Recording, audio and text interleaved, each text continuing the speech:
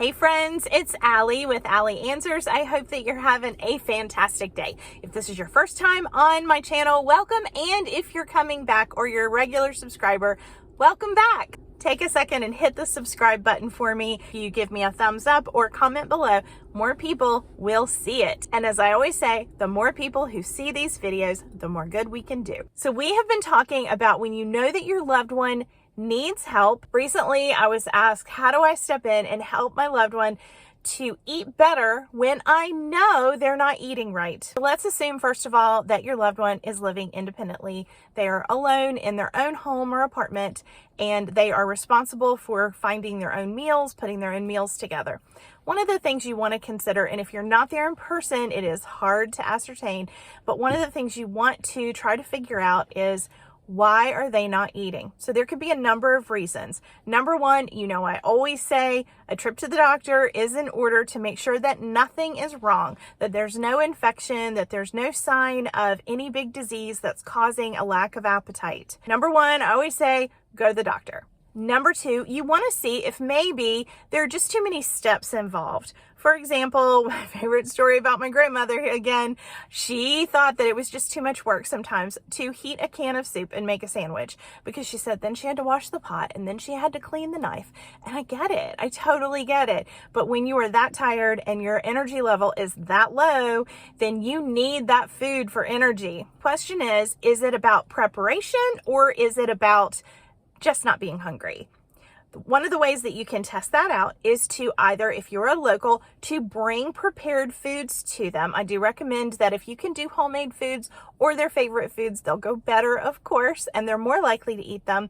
I do recommend that you separate them into individual portions. Don't know why, but it does seem to be that if you give someone a big lasagna, they're not going to eat as much as if you cut it into pieces and portion it out and maybe even label it per day. Things that they can grab and eat without having to heat up is another wonderful idea, because again, it's just less steps and easier for them. Examples of things like that are fruit salad, potato salad, chicken salad, sliced deli meats or honey baked ham type ham and turkey, maybe fried chicken that they can eat cold, and salads, of course. But even individual containers of soup that they can heat up that are small, because you know what? If the sizes are too big, sometimes they won't even bother. I've also noticed that sometimes getting people to eat, it helps if you use individually sized portions, where I don't like to buy the little individual yogurts because, let's be real, they're way more expensive than the big container of yogurt. Just like my teenager does not like to put the yogurt in a bowl,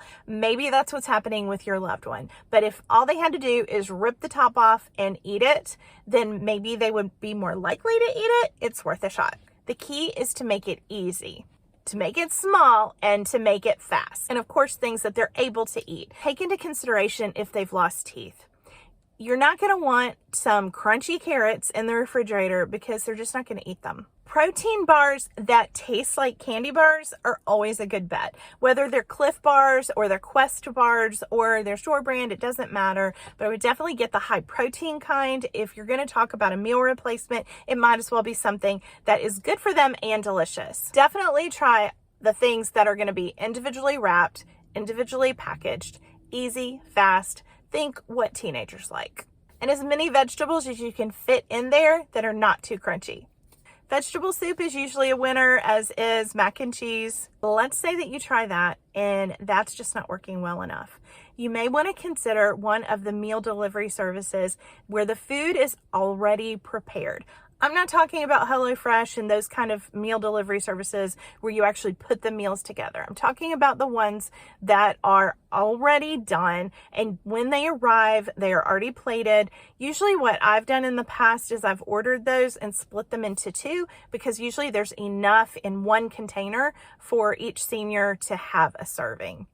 Keep in mind that seniors tend to eat less overall calories than the rest of us.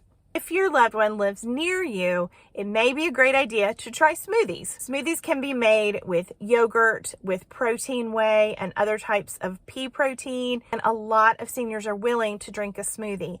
If your loved one is, just make sure that you make it simple and easy for them. If you live far away and a meal delivery service is not going to work for you, you may want to try having those individually packaged meals that are already prepared or easy to prepare with a quick microwave. You can use Instacart or the delivery system that your local grocery store offers. If all else fails and your loved one is still not eating well, it might be time to consider a different kind of help. For example, someone who comes to the home and not only cooks a meal, but stays with them while they eat it.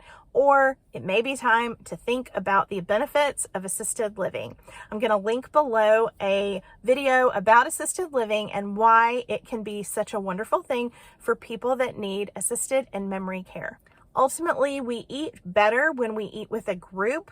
If it's possible for your loved one to have visitors and for them to eat in a group, to go out to lunch with their friends, then definitely I recommend that. And that's one of the reasons that assisted livings and memory care are so good at feeding our seniors, because we eat more calories when we're sitting with someone else. Remember, sometimes it is actually less expensive to have some help in the home than it is to have an emergency, because we are not addressing a problem. One more time, I'm going to mention that it's important to include the physician in this conversation. They need to know that your loved one is not eating well or not eating properly. So no matter what you're doing, make sure that you're communicating with the physician. If your loved one is in an assisted living or memory care and they're not eating, there are several things that you can do. If your loved one is missing teeth or has a hard time chewing, want to ask for mechanically soft food that is a little bit softer and easier to eat. Livings and memory cares are great at making these adjustments so that your loved one can eat well. Also, be sure that they're not filling up on snacks in their apartment. We've talked about this in the past too, but make sure that you're not filling up your loved one on a bunch of snacks and junk, that they're not eating the meals. It's hard to be sure that our loved ones are getting the right amount of food, but it is worth the effort. One of the ways to know if your loved one is having a decline related to not being able to eat food is if it is their favorite food, and if you're there with them and they still don't want it, there may be an overall decline that's happening. And when that does happen, sometimes we have less appetite because our body just doesn't need as much energy and as many calories to operate. Again, definitely a time to bring in your physician. Thanks for all you do, caregivers. If no one has told you thank you today, I will say thank you.